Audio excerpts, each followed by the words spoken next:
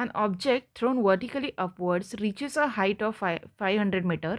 What was its initial velocity? How long will the object take to come back to earth? And assume z is equal to 10 meter per second. Okay, first we will write whatever we have.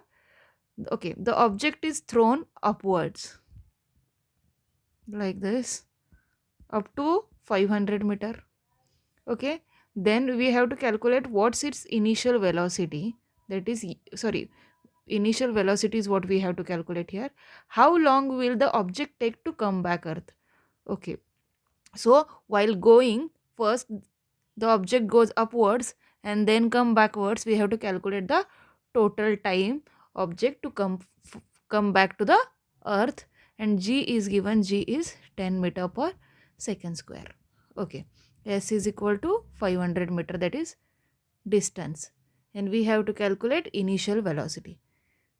Okay, what happens when object goes to this? After this, the object not traveling anywhere. So here v is equal to 0, because here object's velocity is 0. At maximum height, always remember that v is equal to 0. Now we will use the formula, that is v square is equal to u square plus 2as. In this condition, v is equal to 0. So 0 is equal to u square plus 2as. U square is what we have to calculate here. 2 into acceleration due to gravity is 10. Distance is 500 meter. So u square plus,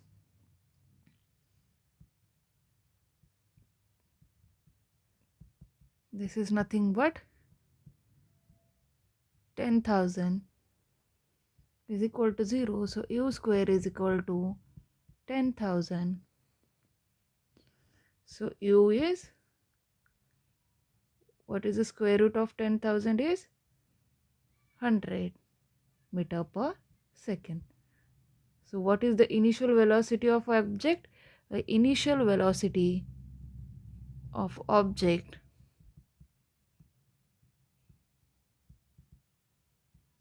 is 100 meter per second. Now what else we have to calculate? We have to calculate t here, the total time required to object come back to the earth. So here we are going to use the formula s is equal to ut plus half at square.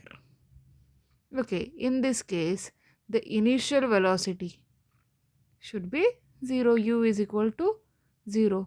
So 500 meter is equal to 0 into t plus half, acceleration due to gravity is 10, t square as it is. So 500 is equal to 5t square, whereas t square is equal to, t square is equal to 500 divided by 5. So t square is 100.